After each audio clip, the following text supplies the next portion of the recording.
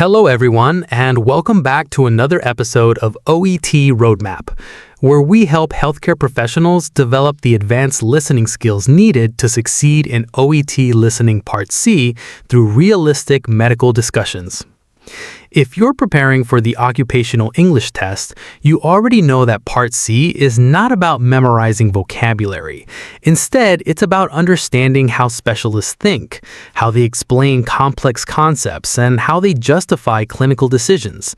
Today's episode focuses on one of the most talked about topics in modern healthcare: weight loss.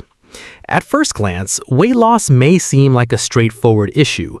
Many people believe it's simply a matter of eating less and exercising more. However, as we'll discover throughout today's discussion, the science of obesity is far more complicated than that. Over the past 2 decades, our understanding of obesity has changed dramatically. It is now recognized by many healthcare organizations as a chronic disease involving genetics, hormones, brain signaling, metabolism, behavior, and the environment, not merely a lack of willpower. We'll explore why some people lose weight easily, while others struggle despite making significant lifestyle changes. We'll discuss appetite regulation, metabolism, the role of hormones, and why long-term weight management remains one of the greatest challenges in clinical medicine. Joining me today is Dr. Sarah Mitchell, a consultant physician specializing in endocrinology and obesity medicine, with extensive experience in managing patients living with overweight and obesity. Dr. Mitchell, thank you for joining us. Thank you. It's a pleasure to be here. I think the first misconception we need to address is the idea that obesity is simply the result of poor choices. While lifestyle certainly plays an important role, obesity is now understood as a complex chronic disease that develops through the interaction of biological, psychological, environmental, and social factors. Historically, obesity was often viewed as a cosmetic issue or a consequence of laziness. Patients were frequently advised to eat less and move more, with the implication that success depended entirely on motivation. Today, however, we know that the human body actively defends its weight through sophisticated physiological mechanisms. When someone loses weight, the body often responds by increasing hunger hormones, reducing energy expenditure, and encouraging weight regain. In other words, the body doesn't always cooperate with weight loss. In many cases, it actively resists it. That's a fascinating point because it challenges a belief that many members of the public still hold. When someone regains weight after dieting, people often assume they've simply lost motivation. But what you're describing suggests that biology itself is working against sustained weight loss. Exactly. Imagine that the body has an internal weight regulation system, almost like a thermostat.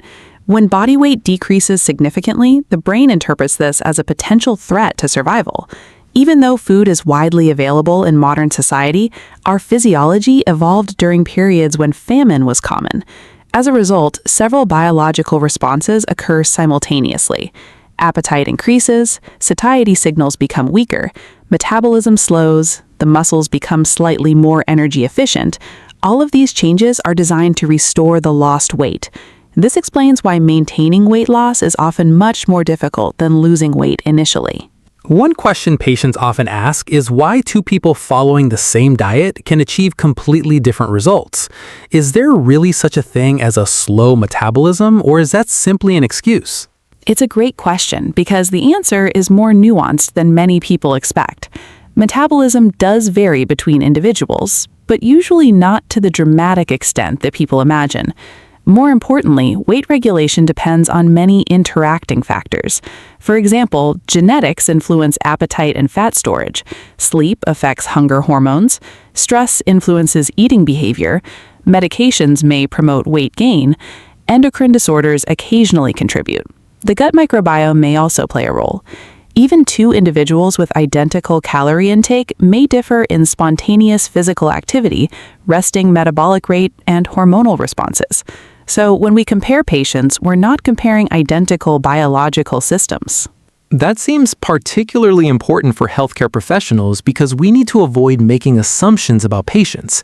It's easy to assume someone simply lacks discipline, yet there may be numerous physiological influences that are invisible during a routine consultation. Precisely. One of the responsibilities of clinicians is to replace judgment with curiosity.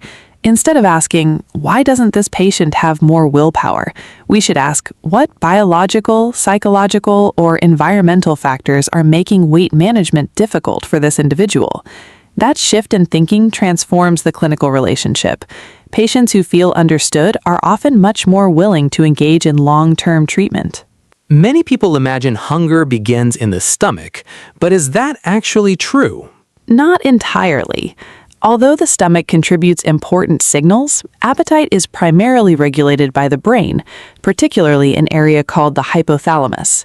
The hypothalamus receives information from throughout the body. It monitors energy stores, blood glucose, hormone levels, stomach fullness, nutrient availability. Then it integrates all of that information to determine whether we should continue eating or stop. Importantly, eating isn't simply driven by physiological hunger. There's also emotional, environmental, and reward-related pathways. For example, someone might eat because they're stressed. Someone else eats because food is available. Others eat because certain foods activate reward centers within the brain. This is why obesity cannot simply be explained as a failure of self-control. Let's explore the hormonal side a little further, because patients often hear names like ghrelin and leptin, but they're rarely explained in simple language. Of course. One of the easiest ways to understand appetite regulation is to think of these hormones as messengers. Ghrelin is commonly referred to as the hunger hormone. Its levels tend to rise before meals, signaling the brain that it's time to eat. After eating, ghrelin levels usually decrease. On the other hand, leptin is produced primarily by fat tissue. Rather than stimulating hunger, leptin informs the brain about the body's energy stores. Under normal circumstances, higher fat stores should lead to higher leptin levels, which should reduce appetite. However, many individuals living with obesity develop leptin resistance. In other words, although leptin levels are high, the brain becomes less responsive to its signal. It's similar to insulin resistance in type 2 diabetes. The message is present, but the receiving system no longer responds effectively. So paradoxically, someone with obesity may have plenty of leptin circulating, yet the brain continues behaving as though the body requires more food. Exactly. That's one reason obesity is biologically complex. It's not simply a lack of information, it's a problem of how the brain interprets that information. One statistic that often surprises people is that many individuals who lose weight eventually regain a substantial proportion of it. Some even return to their original weight within a few years. This raises an important question. If so many people are motivated enough to lose weight initially, why is long-term success so difficult? Is it simply that people lose motivation over time, or is something more complex happening beneath the surface? It's almost never as simple as motivation. Most people begin a weight loss program with genuine commitment. They change their eating habits, become more physically active, and often achieve encouraging results during the first few months. The real challenge begins after the initial weight loss. At that stage, the body starts to adapt. Energy expenditure gradually decreases, hunger hormones increase, fullness signals become less effective. Patients often notice that they're thinking about food more frequently than before. It's almost as if the body is saying, "You've lost weight, let's get it back." This isn't a personal failure, it's an evolutionary survival mechanism. Thousands of years ago, losing body fat during periods of food shortage increased the risk of starvation. Human physiology evolved to protect against that risk, not against obesity. Unfortunately, those same protective mechanisms now work against people trying to maintain weight loss in today's food-rich environment. So, in a sense, modern patients are fighting against biological systems that developed long before supermarkets, food delivery apps, or highly processed foods existed. Exactly. Our environment has changed much faster than our biology. Today, calorie-dense foods are inexpensive, widely available, heavily advertised, and often engineered to be extremely appealing. Meanwhile, many people spend most of their day sitting, whether at work, in cars, or at home. Our genes haven't changed significantly over the past few centuries, but our environment has changed dramatically. That's one reason obesity rates have risen across many countries. I've heard clinicians mention something called the set point theory. Could you explain what that means? Certainly, the set point theory suggests that each person's body weight may defend a particular range of body weight. Think of it like the thermostat in your home. If the room becomes too cold, the heating system turns on. If it becomes too warm, the heating switches off. Similarly, when body weight falls below the level that the brain considers normal, various biological responses are activated to restore that weight. Now, it's important to say that the set point theory isn't universally accepted as the complete explanation for obesity. Weight regulation is almost certainly more complicated than a single fixed number. However, the concept helps explain why maintaining substantial weight loss is often far more challenging than people expect.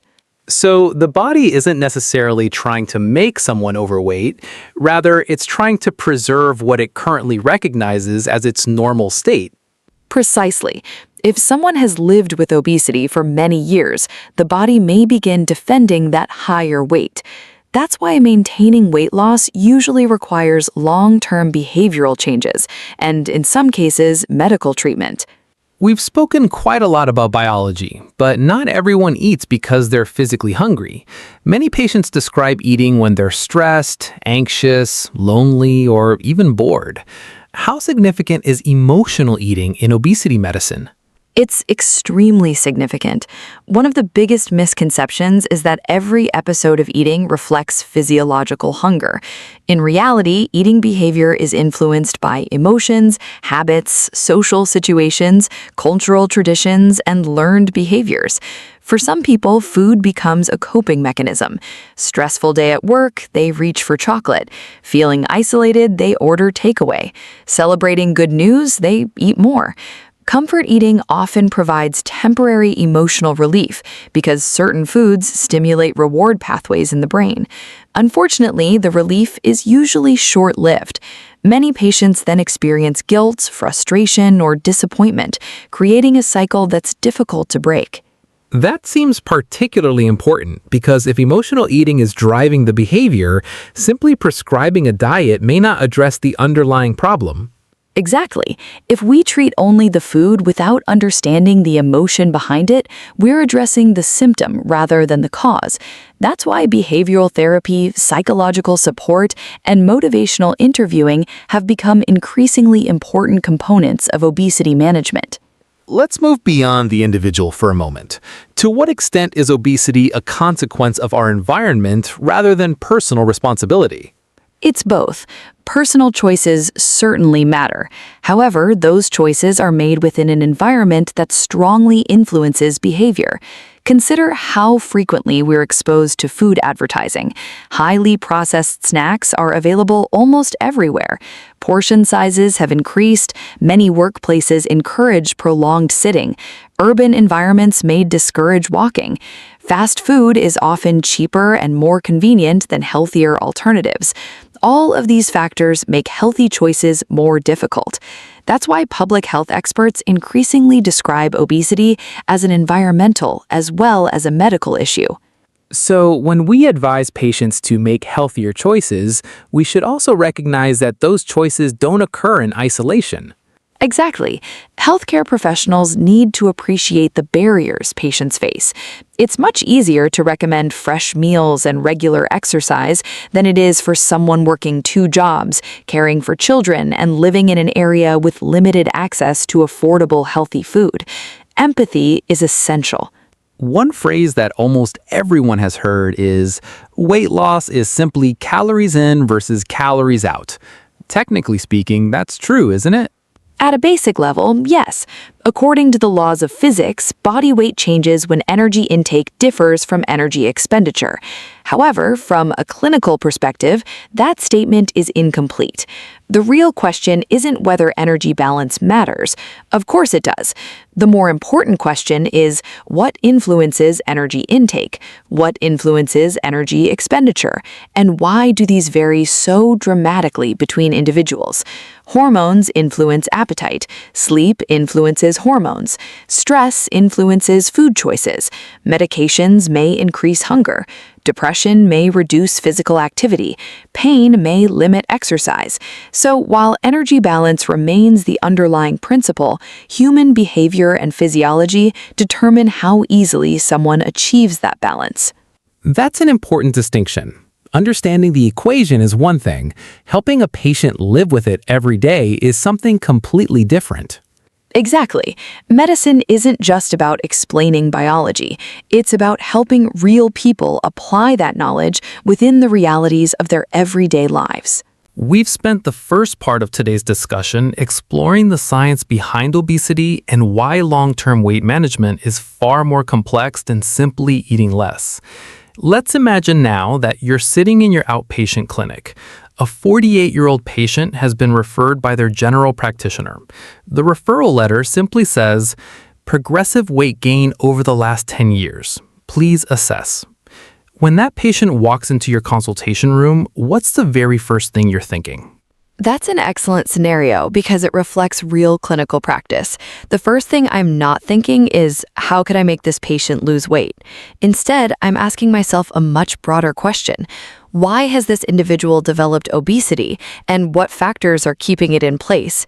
It's very tempting to jump straight to treatment, but effective management starts with understanding the person sitting in front of you. No two patients arrive at obesity by exactly the same pathway. For one person, the major issue may be emotional eating following bereavement. For another, it could be limited mobility because of severe osteoarthritis. Someone else may have gained weight after starting medication for bipolar disorder. Another patient may work rotating night shifts, sleep poorly, and rely heavily on convenience foods. If we fail to understand the underlying drivers, our treatment plan is likely to be incomplete. So you're not simply diagnosing obesity, you're trying to understand the story behind it. Exactly. Medicine is often described as detective work, and obesity management is no exception. The number on the scale tells us what is happening. The consultation helps us understand why it's happening. Let's explore that history in more detail. What specific questions do you usually ask? I normally begin with a very open question. Can you tell me about your weight over the years? That allows patients to describe their own experience without interruption. After that, I start exploring several key areas. First, I ask when the weight gain began. Was it gradual over 20 years, or was there a rapid increase over 6 months? Rapid, unexplained weight gain may sometimes suggest an underlying medical problem or a significant change in medication or lifestyle. Next, I ask whether there were any major life events around that time: pregnancy, marriage, divorce, bereavement, retirement, a new job, a serious illness. These transitions often coincide with changes in eating habits, physical activity, stress levels, or sleep patterns. So you're building a timeline. Exactly. A timeline often reveals patterns that neither the clinician nor the patient had previously recognized. I imagine it's also important to understand what the patient has already tried. Very much so. Patients with obesity have often attempted weight loss many times before seeing a specialist. Some have followed commercial diet programs. Others have tried intermittent fasting. Some have used meal replacements. Others have taken weight loss supplements purchased online. Some have successfully lost 20 or 30 kilograms in the past, only to regain the weight over subsequent years. Rather than judging these experiences, I ask, what worked? What didn't work? What made it difficult to continue? Those answers provide valuable information. Why is that so important? Because treatment should be built upon previous experience. If a patient tells me, I enjoyed walking every morning until my knee pain became unbearable, then perhaps addressing the knee pain becomes part of the obesity treatment. If another patient says, strict dieting made me miserable and I eventually binge ate, then prescribing another highly restrictive diet is unlikely to succeed. The consultation should be individualized. Beyond weight itself, what aspects of the medical history are particularly relevant? Obesity rarely exists in isolation. It frequently coexists with other chronic conditions, so I'm actively looking for complications such as type 2 diabetes, hypertension, obstructive sleep apnea, dyslipidemia, fatty liver disease, osteoarthritis, cardiovascular disease, polycystic ovary syndrome, gastroesophageal reflux disease. These conditions not only influence treatment priorities, but also help us understand the overall health risks associated with excess body weight. So the consultation isn't simply about reducing body weight. It's about reducing disease burden. Exactly. Weight loss is not the final goal. The real goal is improving health. If a patient loses only 8% of their body weight, but experiences better blood pressure control, improved glucose regulation, reduced joint pain, and better quality of sleep, that's a very meaningful clinical success. Another important area must be medication. Can prescribed drugs contribute to weight gain? Absolutely. Several commonly prescribed medications are associated with increased appetite or weight gain. These include certain antidepressants, antipsychotics, corticosteroids, insulin, sulfonylureas, and some anti-epileptic medications. Now, it's important not to stop these medications unnecessarily. In many cases, they're essential. But recognizing their contribution allows us to have realistic conversations with patients. Sometimes an alternative medication may be appropriate. Sometimes it won't. But patients often feel relieved simply knowing that their weight isn't entirely their fault. That seems like a recurring theme throughout today's discussion, replacing blame with understanding. Exactly. When patients feel blamed, they often avoid healthcare. When they feel understood, they're more likely to engage with treatment. How important is family history? Very important. If several close relatives live with obesity, type 2 diabetes, hypertension, or cardiovascular disease, this suggests both genetic susceptibility and shared environmental influences. Genetics alone don't determine destiny. However, they can influence appetite regulation, fat distribution, energy expenditure, and susceptibility to weight gain. That's why two siblings raised in the same household may still respond differently to identical lifestyle interventions. Medical students are often taught to take a social history. How relevant is that in obesity medicine? It's absolutely essential. We need to understand the patient's daily life. For example, who prepares the meals? Does the patient work night shifts? Do they have time to cook? Can they afford healthier food? Do they care for elderly relatives? Do they feel safe exercising outdoors? Do they spend most of the day sitting? These questions may appear unrelated to medicine, but they often determine whether a treatment plan is realistic. So, prescribing an exercise program without understanding someone's circumstances may not be particularly helpful. Precisely. The best treatment plan is not necessarily the most ambitious one. It's the one the patient can actually sustain over months and years. We've discussed the history in considerable detail, but eventually every consultation reaches the physical examination. For someone listening who may be preparing for OET or working in clinical practice, what does a focused physical examination involve when assessing a patient living with obesity? The examination begins long before I pick up a stethoscope. As the patient walks into the room, I'm already making observations, not judgments, but clinical observations. For example, does the patient become breathless after walking only a short distance? Can they sit comfortably? Do they appear to have difficulty standing from a chair? How do they move? Do they seem to be experiencing pain? These observations provide valuable information about functional capacity and mobility. Then I proceed with a structured examination. First, I measure height and weight accurately, because treatment decisions should always be based on reliable measurements rather than estimates. Blood pressure is essential. Many patients living with obesity have hypertension, although they may not yet know it. Heart rate is recorded. Respiratory assessment may reveal reduced air entry or evidence suggesting sleep-disordered breathing. I also look carefully for physical signs that may suggest endocrine disorders or metabolic complications. Can you give us a few examples? Certainly. For example, I may notice acanthosis nigricans, which appears as darkened, velvety skin, often around the neck or under the arms. Although it's not diagnostic on its own, it may suggest significant insulin resistance. I also examine the thyroid if appropriate, although true hypothyroidism is a relatively uncommon explanation for severe obesity. The abdomen is assessed for surgical scars, hernias, tenderness, or enlarged organs. Joint examination is important because obesity frequently contributes to osteoarthritis, particularly affecting the knees and hips. These musculoskeletal problems often reduce physical activity, creating another obstacle to weight management. One measurement almost everyone has heard of is body mass index, or BMI. It's used throughout healthcare, yet it also receives considerable criticism. What exactly is BMI and how useful is it? BMI is simply a calculation based on weight divided by height squared. It's quick, inexpensive, and useful for assessing populations. However, it's important to understand what BMI can and cannot tell us. BMI estimates body size. It does not directly measure body fat, nor does it tell us where fat is distributed. For example, a highly muscular athlete may have a BMI within the obesity range, despite having very little body fat. Conversely, an older adult may have a normal BMI while carrying excess abdominal fat and relatively little muscle mass. So BMI is a useful screening tool, but it should never be interpreted in isolation. That distinction is important. Sometimes people speak as though BMI provides a complete picture of health, when in reality, it's only one piece of the puzzle. Exactly. Medicine is rarely about relying on a single measurement.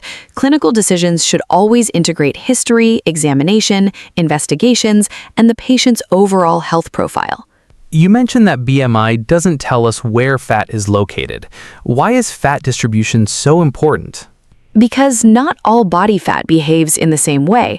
Fat stored around the abdomen, particularly visceral fat, which surrounds internal organs, is metabolically much more active than fat stored elsewhere. Excess visceral fat is associated with a higher risk of type 2 diabetes, hypertension, dyslipidemia, cardiovascular disease, fatty liver disease. This is why measuring waist circumference can provide additional information beyond BMI. Two individuals may have identical BMIs, yet one carries most excess fat around the abdomen, while the other stores fat more evenly around the hips and thighs.